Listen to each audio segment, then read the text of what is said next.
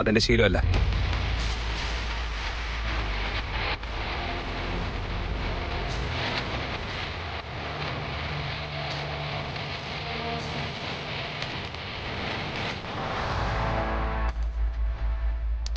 Mister Vedant, നിങ്ങൾ ഞങ്ങളുടെ company എന്തിനാണ് അപ്രോച്ച് ചെയ്തതെന്ന് എനിക്കറിയാൻ അതിയായ ഒരു ആഗ്രഹമുണ്ട്. ഷെയർസിൽ നല്ല ഗ്രോത്ത് കണ്ടോണ്ടാന്ന് പറ. നിങ്ങളുടെ ഷെയർ സൈറ്റിൽ നോക്കിയപ്പോ അത് വളരെ ഇംപ്രസീവ് ആയിരുന്നു. ബട്ട് മാർക്കറ്റ് റേറ്റ് കമ്പയർ ചെയ്യുമ്പോ ഞങ്ങളുടെ ഗ്രോത്ത് റേറ്റ് വളരെ ലോ അല്ലേ? നമ്മുടെ കോമ്പറ്റീറ്റർ നമ്മളെക്കാൾ ഫാസ്റ്റ് ആണ്.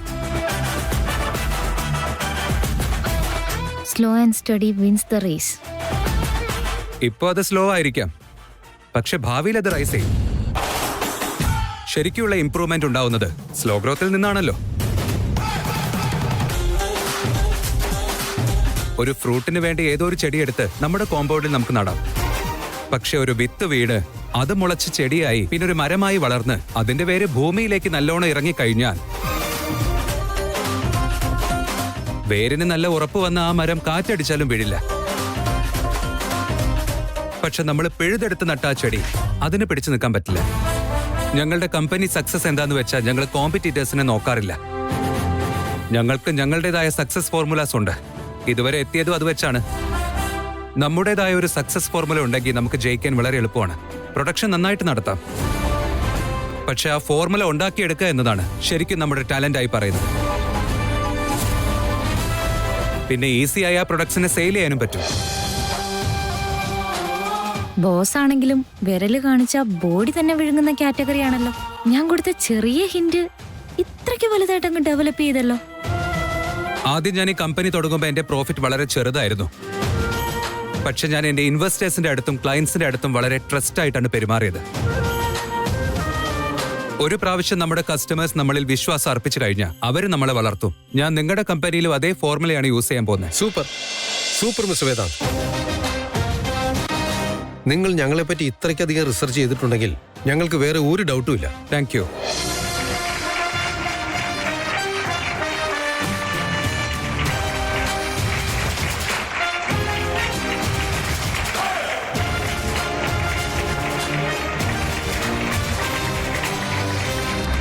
അന്ന് അമൂല്യ രണ്ടു വാക്ക് പറഞ്ഞപ്പോഴേക്കും ഞാൻ അത്രയും സംസാരിച്ചു.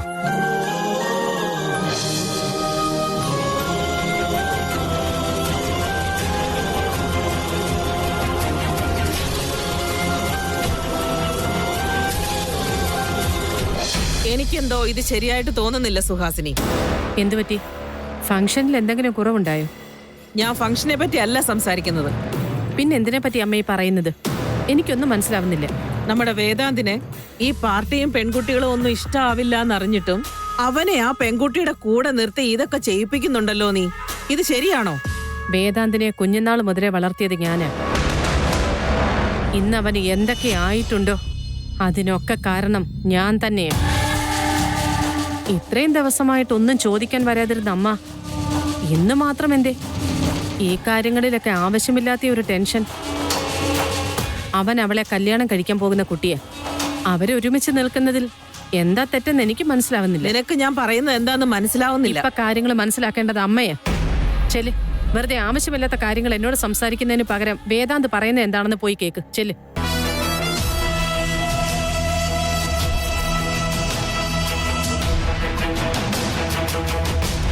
ആക്ച്വലി ഞാൻ അവളെ കണ്ടത് ആക്സിഡന്റിലെ. We are two different peoples, you know. എനിക്ക് പെൺകുട്ടികളെ ഇഷ്ടമായിരുന്നില്ല, ബഹളം ഇഷ്ടമായിരുന്നില്ല. പക്ഷെ ഇവളൊരു വഴക്കാളി തന്നെയാ.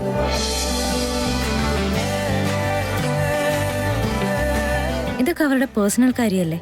ഞാൻ എന്തിനാ ഇതിലൊക്കെ തലയിടുന്നേ? ഞങ്ങൾ പിന്നെയും കണ്ടതൊരു ഫംഗ്ഷനിൽ വെച്ചായിരുന്നു. അവിടെ വെച്ച് വീണ്ടും വഴക്ക് തുടങ്ങി. പിന്നെ ഞങ്ങൾ എപ്പോ കണ്ടാലും വഴക്കോട് വഴക്ക്. അവക്ക് വല്ലാത്ത അഹങ്കാരമാ. പക്ഷെ ആ കാര്യത്തിൽ ഞാനും കുറവൊന്നുമല്ല. ബട്ട് സ്റ്റിൽ അവളുടെ അത്രക്കില്ല. ഓരോ പൊട്ടത്തരങ്ങൾ പറഞ്ഞ് എനിക്ക് സ്വൈര്യം തരില്ല. ചിലപ്പോഴൊക്കെ എനിക്ക് അവളോട് വല്ലാത്ത ദേഷ്യം തോന്നി കൊല്ലാൻ തോന്നിയിട്ടുണ്ട്. ഇന്നത്തെ കാലത്ത് പെൺകുട്ടികളൊക്കെ ഇത്രയും ഓവർ ആക്ടിങ് ചെയ്യോ? ഇങ്ങനെയൊക്കെ പൊട്ടത്തരങ്ങൾ വിളിച്ചു പറയുമെന്ന് ആലോചിച്ചിട്ടുണ്ട്. നീ എന്താ ഇങ്ങനെ പെരുമാറുന്നേ? ഈ ലോകത്ത് നീയല്ലാതെ വേറെ ഒരുത്തിയും ഇങ്ങനെ കാണില്ല എന്ന് പറയുമ്പോ പെൺകുട്ടികളെ ഇഷ്ടമില്ലാത്ത നിനക്ക് അവരെ പറ്റി എന്തറിയാന്ന് ചോദിച്ചാൽ പിന്നെ എന്നോട് വഴക്കിന് വരും. ചിലപ്പോഴൊക്കെ അവളുടെ ശല്യം സഹിക്കാനാവാതെ അവളുടെ പൊട്ടത്തരങ്ങൾക്കെല്ലാം ഞാനും ചിലപ്പോഴൊക്കെ കൂട്ടു നിൽക്കാറുണ്ട്.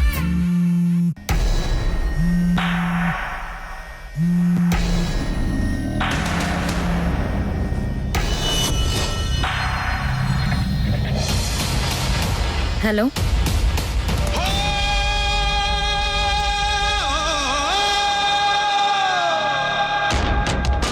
അമ്മൂന് എന്തു പറ്റി ഏട്ടത്തി? വാ നമുക്ക് നോക്കാം.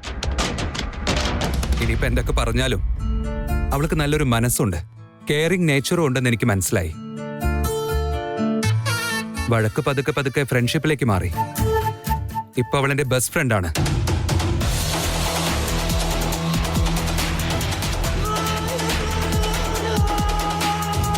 ബാക്കിയെല്ലാം ഇപ്പൊ നിങ്ങളെല്ലാരും കണ്ടോണ്ടിരിക്കുവല്ലേ. നിങ്ങൾക്ക് ഇത്രയും നന്നായിട്ട് നുണ പറയാൻ പറ്റുമെന്ന് എനിക്കറിയില്ലായിരുന്നു. Well done Vedant.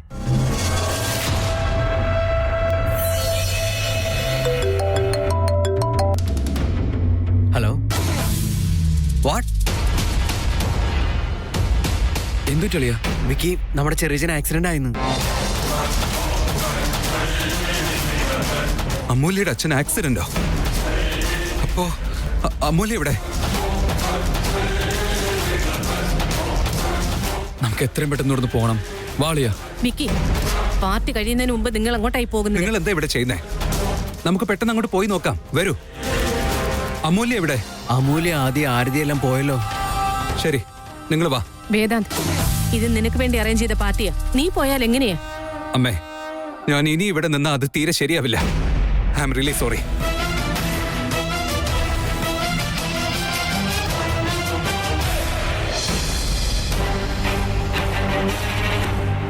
വിക്രാന്ത്, അമൂല്യ എപ്പോഴാ പാർട്ടിയിൽ നിന്ന് പോയത്?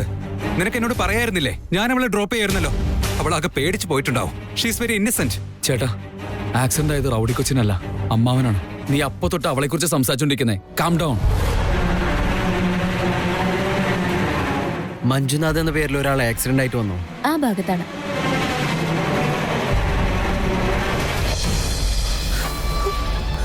ശുദ്ധ കഷ്ടമായി പോയി. അദ്ദേഹം ആദ്യം വേണ്ടെന്ന് പറഞ്ഞപ്പോ ഞാൻ മിണ്ടാതിരുന്നാ മതിയായിരുന്നു ആരതി. എന്തിനാന്ന് ഞാൻ ചോദിച്ചു പോയി. അതുകൊണ്ട് ഇങ്ങനെയൊക്കെ നടന്നത്. ഞാനും എല്ലാത്തിനും കാരണം മോളെ. അമ്മ അങ്ങനെയൊന്നും വിചാരിക്കണ്ട. അദ്ദേഹം എന്തെങ്കിലും പറഞ്ഞ അതിനൊരു കാരണം ഉണ്ടാവുന്ന കരുതി ഞാൻ മിണ്ടാതിരുന്നാ മതിയായിരുന്നു. അദ്ദേഹം വീണ്ടും പുറപ്പെടാന്ന് പറഞ്ഞപ്പോ ഞാനാ പോണോന്ന് പറഞ്ഞ് അദ്ദേഹത്തോട് നിർബന്ധം പിടിച്ചത്. അതുകൊണ്ടാ ഇങ്ങനെ ഒരു ഗതി വന്നത്. ഞാനും എല്ലാത്തിനും കാരണമായത്. ദേവി, ഇത് അമ്മയൊന്നും സമാധാനമായിട്ടിരിക്കുക. നമുക്ക് ദൈവത്തോട് പ്രാർത്ഥിക്കാം. അച്ഛനൊന്നും സംഭവിക്കില്ല. ആരതി, അമ്മാവനിപ്പോ എങ്ങനെയുണ്ട്? ആരതി, നീ ഈ സമയത്ത് ധൈര്യമായിട്ടിരിക്കണം. മോളെ, ഡോക്ടർ വന്നിരുന്നോ? എന്താ പറഞ്ഞേ? നീ ഇങ്ങനെ കരയല്ലേ മോളെ? ഒന്നും ആവില്ല. Don't worry. എന്താ ഉണ്ടായി അമ്മേ? അത് അമ്മ ഫോൺ ചെയ്തു. നിങ്ങളുടെ വീട്ടിലെ പാർട്ടിക്ക് എല്ലാവരും വന്നേ പറ്റൂന്നും പറഞ്ഞു ഫോൺ ചെയ്തു. ഞങ്ങള് ഹോട്ടലിലേക്ക് പുറപ്പെട്ടതാ. ഞങ്ങള് വരുമ്പോ എതിരെ ഒരു കാറ് നല്ല സ്പീഡിൽ വന്ന് ഞങ്ങളുടെ ഓട്ടോയിലേക്ക് ഇടിച്ച്. ഓട്ടോ അപ്പോഴത്തേക്കും മറിഞ്ഞു. അദ്ദേഹം ഓട്ടോയ്ക്കകത്തായിരുന്നു. അഞ്ജുവിന്റെ തലയിൽ ഇടി കിട്ടാതിരിക്കാൻ വേണ്ടി അദ്ദേഹം ഇവളെ ഇങ്ങനെ കെട്ടിപ്പിടിച്ചിരിക്കുകയായിരുന്നു. ഇവരെ രക്ഷിക്കുന്നതിനിടയിൽ അദ്ദേഹത്തിന് നിങ്ങൾക്കൊന്നും പറ്റിയില്ലല്ലോ അല്ലേ? എനിക്കൊന്നും പറ്റിയില്ല. പക്ഷെ അച്ഛന്റെ കാര്യം ആലോചിച്ചിട്ട് എനിക്ക് പേടിയാവുന്നു. കരയാതിരിക്കും മോളെ. Don't worry. ഞങ്ങൾ എല്ലാരും ഇല്ല ഇവിടെ. ഒന്നും സംഭവിക്കില്ല.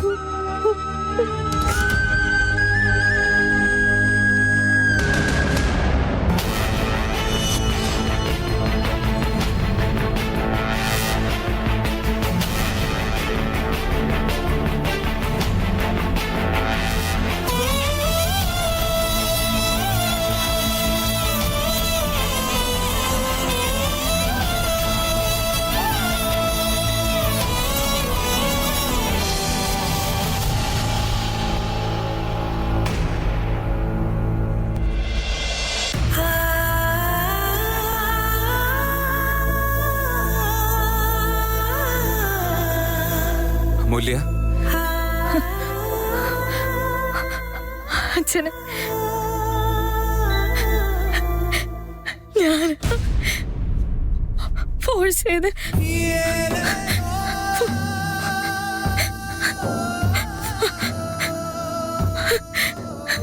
ഫംഗ്ഷൻ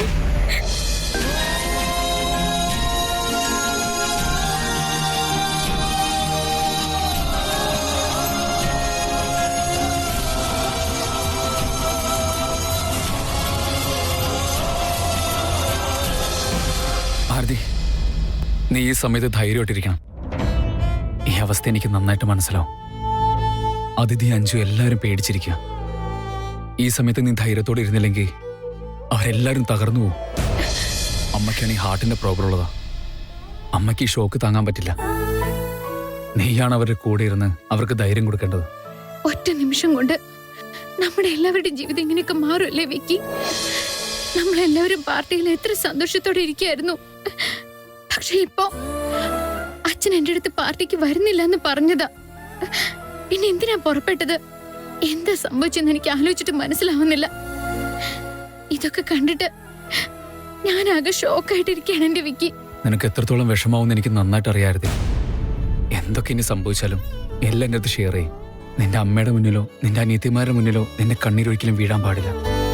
അങ്ങനെ സംഭവിച്ചു കഴിഞ്ഞാൽ നമ്മുടെ കയ്യിൽ നിന്നെല്ലാം നഷ്ടവും. അവരുടെ മുന്നിൽ നീ സ്ട്രോങ് ആയിട്ടിരിക്കണം മാരുതി.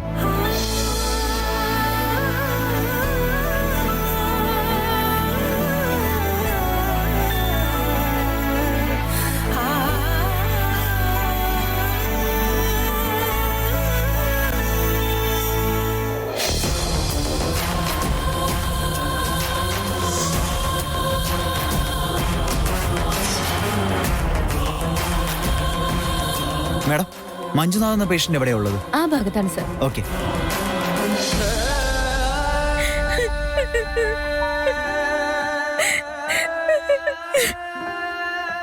അമൂല്യ, കരയാതിരിക്കെ. ഒന്നും സംഭവിക്കില്ല. ഇതിനെല്ലാം കാരണം ഞാനാണെന്ന് തോന്നുന്നു. അവര് വരുന്നില്ലെന്ന് പറഞ്ഞതാ. പക്ഷെ ഫംഗ്ഷന് നിങ്ങളില്ലാത്തോണ്ട് എനിക്ക് എന്തോ പോലെന്ന് ഞാൻ തന്നെ ഫോൺ ചെയ്ത് ഫോഴ്സ് ചെയ്ത് പറഞ്ഞോണ്ടാ. ഞാൻ ഫോഴ്സ് ചെയ്തില്ലായിരുന്നെങ്കിൽ അച്ഛൻ വീട്ടിൽ നിന്ന് എന്തായാലും വരില്ലായിരുന്നു. ഇങ്ങനെ ഒന്നും നടക്കില്ലായിരുന്നു വേദ. ഇറ്റ്സ് റിയലി ഓക്കെ അമൂല്യ. ഇത് നിന്റെ ഫോൾട്ട് അല്ല. ഇങ്ങനെയൊന്നും സംഭവിക്കും നമ്മൾ കരുതിയതല്ലോ.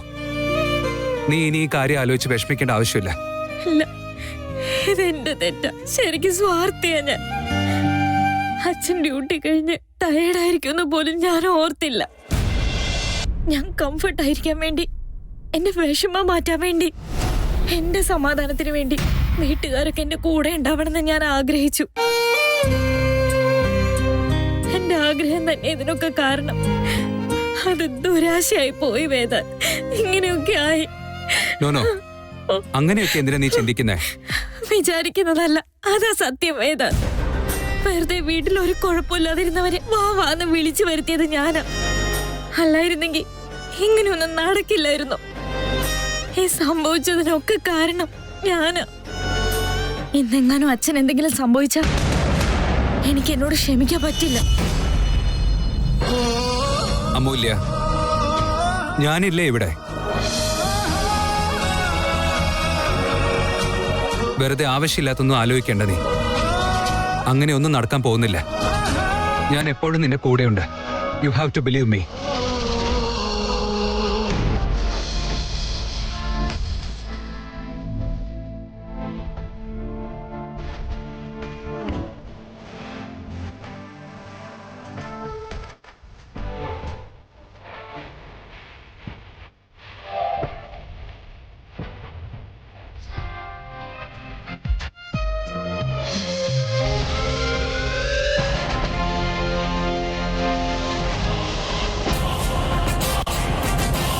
ഇവനെന്താ ഇവിടെ?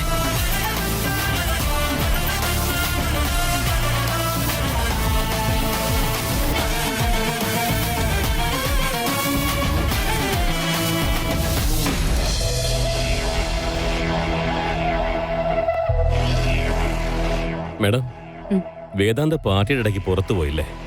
പക്ഷെ പാർട്ടി വളരെ നന്നായിരുന്നു. ഞങ്ങളൊക്കെ നന്നായിട്ട് എൻജോയ് ചെയ്തു. Thank you so much.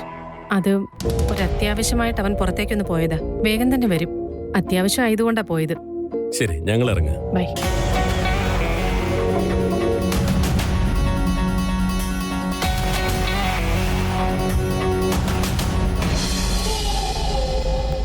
Y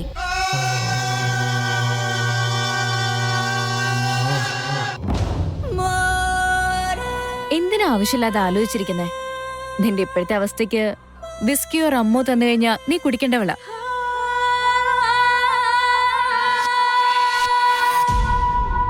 take it.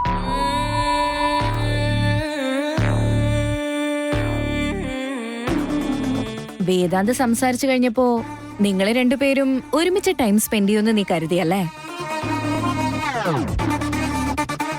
അവനോ അമൂല്യയുടെ അച്ഛന് ആക്സിഡന്റ് ആയി എന്ന് അറിഞ്ഞ ഉടനെ അമൂല്യയെ പറ്റി ചിന്തിച്ച് നിന്നെ ഇവിടെ ഒഴിവാക്കിയിട്ട് പോയി കളഞ്ഞു. You are offended very badly. Very sad സാഹിത്യ. ഇങ്ങനെ സങ്കടപ്പെടാനല്ലാതെ നിനക്ക് വേറെ എന്ത് ചെയ്യാൻ പറ്റും?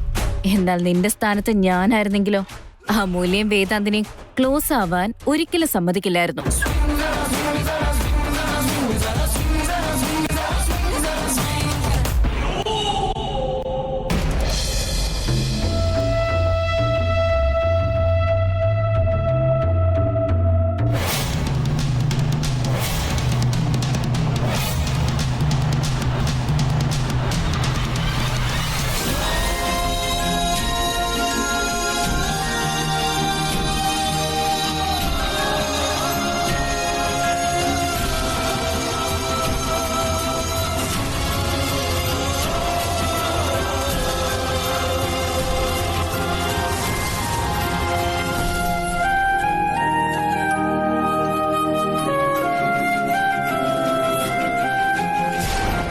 നീ ടെൻഷൻ ആവേണ്ട ആവശ്യമില്ല അമൂല്യ. ഞാനുണ്ട് കൂടെ. അച്ഛനൊന്നും സംഭവിക്കില്ല. ശരിക്കും അച്ഛനൊന്നും സംഭവിക്കില്ലല്ലോ? ഒന്നും സംഭവിക്കില്ല. Hope for the best. എന്താന്നറിയില്ല, വല്ലാണ്ട് പേടിയാവുന്നു. ഒട്ടും കോൺഫിഡൻസ് ഇല്ലാത്ത പോലെ. എന്തോ മുഴുവൻ നെഗറ്റീവ് മാത്രമാ തോന്നുന്നേ. അത് കോമൺ സിനേറിയോ ആണ് അമൂല്യ. നമുക്ക് ഏറ്റവും ഇഷ്ടമുള്ള ആൾക്കാർ കുറച്ചു നേരം അവർ മാറി നിൽക്കുമ്പോൾ നമ്മൾ ഒരുപാട് അവരെ മിസ് ചെയ്യാൻ തുടങ്ങും. അവരെ മിസ് ചെയ്തുകൊണ്ടിരിക്കുമ്പോൾ നമ്മുടെ മനസ്സിൽ ഒരുപാട് ചിന്തകൾ വന്നുകൊണ്ടിരിക്കും. ആ ചിന്തകളിൽ മുക്കാഭാഗവും അവർക്കെന്തെങ്കിലും ആപത്ത് സംഭവിക്കുമോ, അവർക്ക് ബുദ്ധിമുട്ടുണ്ടാകുമോ എന്ന നെഗറ്റീവ് ചിന്തകളായിരിക്കും. നമുക്ക് ഏറ്റവും ഇഷ്ടപ്പെട്ട ആൾക്കാർ വണ്ടിയെടുത്ത് പുറത്തേക്ക് പോകുമ്പോൾ അവർക്കെന്തെങ്കിലും ആക്സിഡന്റ് സംഭവിക്കുമോ എന്നും, ഒന്ന് ഫോൺ എടുത്തില്ലെങ്കിൽ അവർ സേഫായി വീട്ടിലെത്തുന്നവരെ നമുക്ക് ടെൻഷനായിരിക്കും. അതുപോലെ തന്നെയാ നിന്റെ അച്ഛന്റെ കാര്യത്തിലും. ഇപ്പൊ നിനക്ക് അദ്ദേഹത്തിന് എന്തെങ്കിലും സംഭവിക്കുമോ, അദ്ദേഹത്തിന് നല്ല ട്രീറ്റ്മെന്റ് കിട്ടില്ലേ, അദ്ദേഹത്തിന് എന്തെങ്കിലും ആപത്ത് സംഭവിക്കുമോ എന്നുള്ള നെഗറ്റീവ് ചിന്തയെ മനസ്സ് നിറയെ. ഇതിന്റെയൊക്കെ കാരണം നിനക്ക് അച്ഛനോടുള്ള ഇഷ്ടമാണ് അമൂല്യ. ഇങ്ങനെയുള്ള നെഗറ്റീവ് ചിന്തകളെ പറ്റി ആലോചിക്കാതെ ആരതി പ്രാർത്ഥിക്കാറുള്ള പോലെ നീയും ഇരുന്ന് പ്രാർത്ഥിക്കേ. ദൈവത്തെ ഓർത്തു കഴിഞ്ഞാൽ നിന്റെ മനസ്സിന് കുറച്ചും കൂടെ ആശ്വാസവും കിട്ടും. നിന്റെ അച്ഛനൊന്നും സംഭവിക്കില്ല. Don't worry.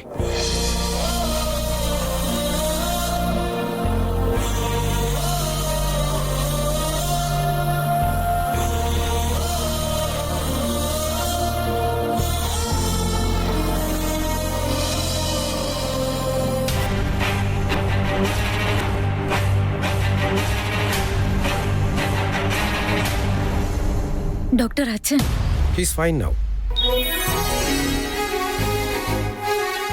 തലയ്ക്ക് ചെറിയൊരു അടി പറ്റിയിട്ടുണ്ട്, വേറെ പ്രോബ്ലം ഒന്നുമില്ല. ഡോക്ടർ, അച്ഛൻ കോൺഷ്യസ് ആയോ? പേടിക്കൊന്നുമില്ലല്ലോ ഡോക്ടർ. ആക്സിഡന്റ് പറ്റിയ ആ ഷോക്കിൽ ബോധമില്ലാതെ കിടക്കുകയായിരുന്നു. Nothing to worry. ട്രീറ്റ്മെന്റ് നടന്നുകൊണ്ടിരിക്കുകയാണ്. And he is responding to it. കുറച്ചു കഴിഞ്ഞാൽ നിങ്ങൾക്ക് കയറി കാണാം.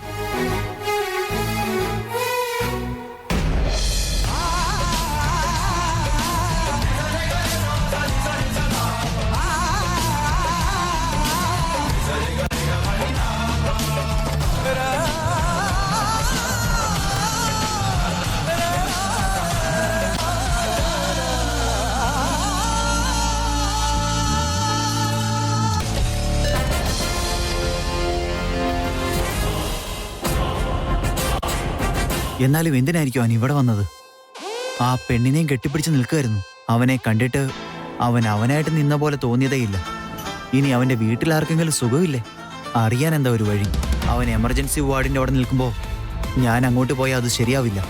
മഞ്ജു അങ്കിളിനെ ഒന്ന് കാണാനും പറ്റിയില്ല. അങ്കിൾ ഇവിടെ അഡ്മിറ്റ് ആയ ദിവസം തന്നെ അവനും ഇവിടെ എന്തിനായിരിക്കും വന്നത്? ഒന്നും മനസ്സിലാവുന്നില്ലല്ലോ.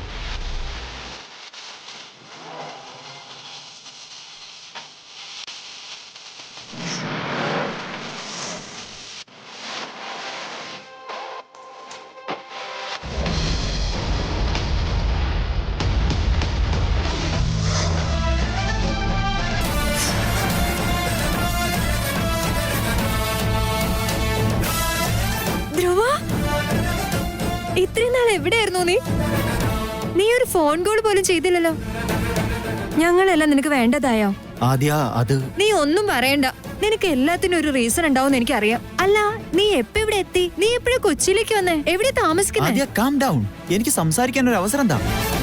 നിനക്ക് എന്തിനു സംസാരിക്കാൻ അവസരം? നിനക്ക് ശരിക്കും സംസാരിക്കാൻ താല്പര്യം ഉണ്ടായിരുന്നെങ്കിൽ ഇവിടെ വരെ വന്നിട്ട് ആരെയും കാണാതെ പോകുമായിരുന്നോ? അത് വിട്. ഇപ്പൊ എങ്ങനെ ഇരിക്കുന്നു? ഇപ്പൊ കരയുന്ന എന്തിനാ? എനിക്കൊന്നും പറ്റിയില്ല. അന്ന് എങ്ങനെയായിരുന്നു അതുപോലെ തന്നെ ഇപ്പോഴും.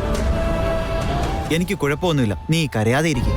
നീ ഇപ്പൊ എവിടെയാ താമസിക്കുന്നേ? ഞാനിപ്പോ ഒരു നല്ല വീട്ടിലാ താമസിക്കുന്നത്. എനിക്ക് സ്വന്തമായി ഒരു ഫാമിലി ഉണ്ടെന്ന് വരെ തോന്നുന്നുണ്ട് ആദ്യ. അതുപോട്ടെ, വീട്ടിലെല്ലാവർക്കും സുഖം തന്നെയല്ലേ? നിങ്ങളെല്ലാവരും ഇവിടെ നിൽക്കുന്നതുകൊണ്ട് ഞാൻ ഭയന്നു. നീ വേദാന്ത് ചേട്ടനെ കണ്ടിരുന്നോ? ആ ആദ്യ, ഞാൻ കണ്ടു. എല്ലാവരും എന്തിനാ ഇങ്ങോട്ടേക്ക് വന്നത്? ആർക്കെങ്കിലും എന്തെങ്കിലും പറ്റിയോ? അതെന്റെ ഭർത്താവിന്റെ വീട്ടുകാരാ. എന്ന് വെച്ചാൽ എന്റെ ചെറിയമ്മാവൻ അഡ്മിറ്റ് ആയിട്ടുണ്ട്. ആദ്യ, നിന്റെ കല്യാണം കഴിഞ്ഞോ? ദേ ധ്രുവ, വേണ്ട കേട്ടോ. നിന്നോട് പറയാതെ ഞാൻ കല്യാണം കഴിക്കുവോ? എന്റെ കല്യാണം നടക്കാൻ പോകുന്ന കാര്യം നിനക്ക് അറിയായിരുന്നു. അത് നീ മനഃപൂർവ്വം അവോയ്ഡ് ചെയ്തതാണെന്ന് എനിക്കറിയാം. ഇപ്പൊ മുഖം തിരിച്ചു വെച്ചിട്ട് എന്താ കാര്യം? ഞാൻ ഇനിയും ഒരു തവണ കൂടി കല്യാണം കഴിക്കില്ല. ഞാൻ നിന്നെ കല്യാണത്തിന് എത്രത്തോളം മിസ് ചെയ്തു എന്നറിയോ? അതെല്ലാം നിനക്കെങ്ങനെ അറിയാനാ? മനഃപൂർവ്വം നീ വരാഞ്ഞതാണ്. ഇനിയിപ്പൊ പറഞ്ഞിട്ട് എന്താ കാര്യം? പ്ലീസ് ഡി, എന്നോട് പിണങ്ങല്ലേ. എല്ലാം അറിയാവുന്ന നീ തന്നെ ഇങ്ങനെ ചോദിക്കാവോ? ആ, അതുപോലെ നിന്റെ ചെറിയമ്മാവനിപ്പോ എങ്ങനെയുണ്ട്? ഇപ്പൊ കുഴപ്പമൊന്നുമില്ല. Is out of danger. ഹാവു, രക്ഷപ്പെട്ടു. അതിനിത് നല്ല വാർത്ത തന്നെയാ. പക്ഷെ നിനക്ക് സന്തോഷിക്കാൻ ഞാനൊന്നും പറഞ്ഞില്ലല്ലോ. നിനക്ക് വീട്ടിലേക്ക് വരാൻ ഇഷ്ടമല്ലെന്ന് എനിക്കറിയാം. എന്നാ കൊച്ചിയിലെത്തിയ കാര്യം ഒരു തവണയെങ്കിലും എന്നോട് പറയായിരുന്നല്ലോ. എനിക്ക് പറയണമെന്നുണ്ടായിരുന്നു. പക്ഷെ നീ എന്നോട് സംസാരിച്ചാൽ നിനക്ക് തന്നെയാ പ്രശ്നം. ഇനി നീ ഒന്നും പറയണ്ട. ചേട്ടൻ എവിടെയുണ്ട്, നമുക്ക് മീറ്റ് ചെയ്യാൻ വാ. ആദ്യം നീ എന്താ തമാശ പറയാണോ? ഞാൻ അവനെ മീറ്റ് ചെയ്യണമെന്നോ? No chance. എന്തിനാ ചേട്ടൻ ഇങ്ങനെ അവോയ്ഡ് ചെയ്യുന്നേ? ഒന്നും സംഭവിക്കില്ല, വാ. എന്ത് വേണമെങ്കിലും സംഭവിച്ചേക്കാം ആദ്യ. അവനെങ്ങാനും എന്നെ കണ്ടാൽ പിന്നെ ഉറപ്പായും എന്നോടുള്ള ദേഷ്യം കൺട്രോൾ ചെയ്യാൻ പറ്റില്ല. ആ, പിന്നെ വേറൊരു കാര്യം, ഒരു കാരണവശാലും നീ എന്നെ കണ്ട കാര്യം ആരോടും പറയരുത്. അതെന്താ ധ്രുവ? പ്ലീസ് ആദ്യ, ഇതെന്റെ റിക്വസ്റ്റ് ആണ്. നീ പൊയ്ക്കോ.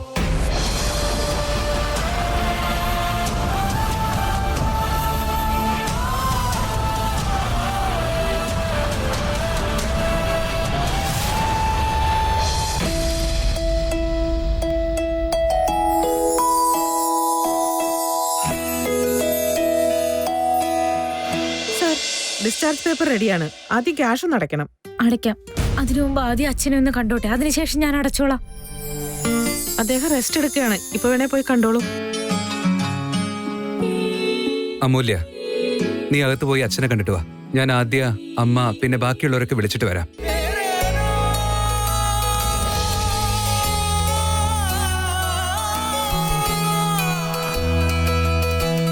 ഞാൻ പൊക്കോട്ടെ?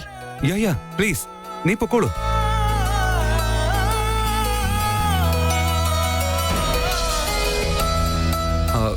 എനിക്കറിയാം.